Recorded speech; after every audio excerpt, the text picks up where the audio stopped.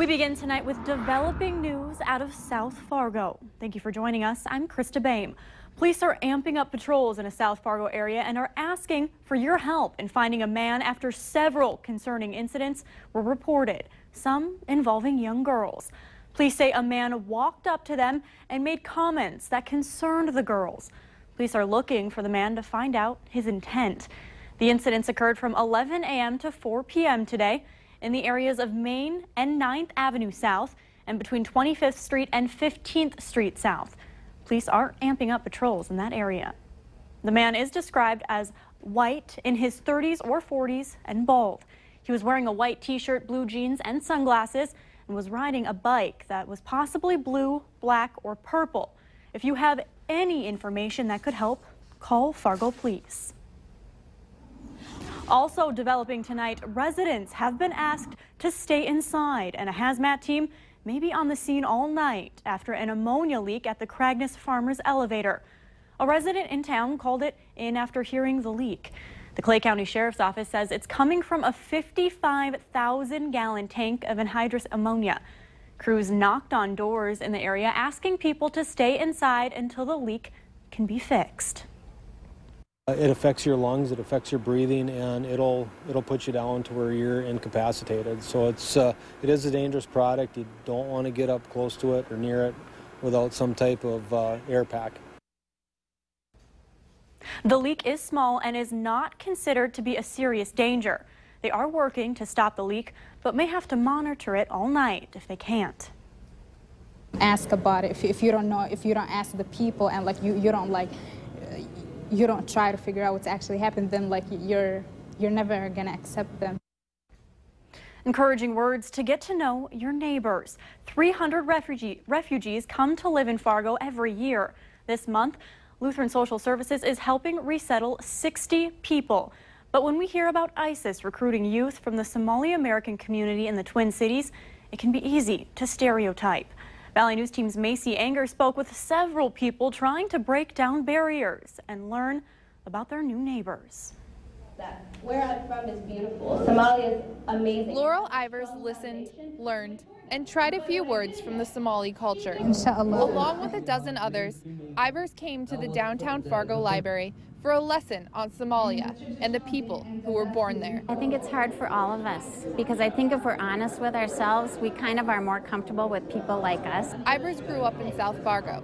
In the past few years, she's noticed the community become more diverse. Things have changed so much, such a mix of cultures, and I really wanted to know more. I feel like people have a lot of questions, but they don't want to ask us. They don't want to ask why do you dress like that? Why do you act like this? Why don't you do certain things? I just want to explain to them how does it feel like to be Somali in America. I've lived in the refugee camp. Shira Muhammad says he wants to educate people about his culture. He has heard about ISIS trying to recruit Somalian American youth in Minneapolis and says that's the reason many families move to the Fargo-Moorhead area. I think it's always human nature to be able to fear what you don't know. I heard about the things that are going on in Minneapolis, St. Paul, and this is so different than what I hear about that. To hear people talk about the same thing that I'm concerned about, that they can raise their family here, that they can get jobs here, that they can go to school here. Just learning about some of the differences like that really helps. And for Ivers, it's given her a chance to meet her new neighbors. In Fargo, Macy Anger, Valley News Live. To address the concerns over the Syrian refugee crisis, Secretary of State John Kerry announced this morning that the United States will increase the number of worldwide refugees it takes. 85,000 refugees will move to the U.S. next year, up from 70,000. And in 2017, that total would rise to 100,000. A quick thinking off-duty firefighter put out flames that sparked from a generator connected to a bouncy house in Gooseberry Park in Moorhead today. The Red River Riot EHP CrossFit event was ending around 3 o'clock just as participants saw smoke from an inflatable game. That's when volunteers took action, and one was at the right place at the right time. Walked back to my truck, grabbed my extinguisher, came back over here, extinguished the fire, and that was that. Benish also adds that even being an off-duty firefighter is all part of the job. The Moorhead Fire Department believes the cause was a faulty generator. No one was injured. A man was arrested after police say he broke a beer bottle over another man's head at a Fargo bar last night. 32-year-old Wani Eluze of Fargo was arrested at the Old Broadway just before bar close. Police say the two men knew each other. The 29-year-old victim was treated at the bar for non-life-threatening injuries. Eluze was charged with aggravated assault, which is a Class C felony. It's been 1 year since NDSU student Tom Bearson went missing. He was last seen leaving a friend's house near the NDSU campus. His body was found 3 days later at an RV lot in Moorhead. Moorhead police say they're working with the FBI on the Tom Bearson murder case. 6 officers recently met with behavioral experts at FBI headquarters, but police aren't releasing any details.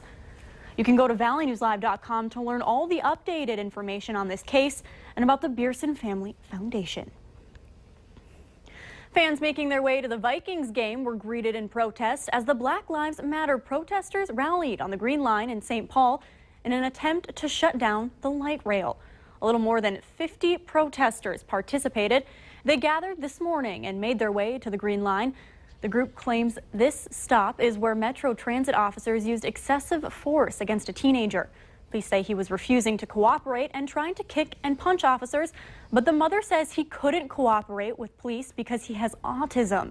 The Metro Police shut down the Green Line and provided bus service to the game instead. Police say no arrests were made. A 2-year-old from Dilworth was honored in a national walk today after going through something most people never will. We met up with Noelle Searcy last week after she was chosen to represent Minnesota at a national walk in Bloomington for those with hydrocephalus. At her 1-year checkup, doctors discovered Noelle had a severe case. It turned out she had a tumor on her brain stem blocking fluid from draining down to her spinal cord, which caused pressure on the brain. Now, to help support the cause, we've attached a link to our website. Just head to valleynewslive.com and look for Noelle's story.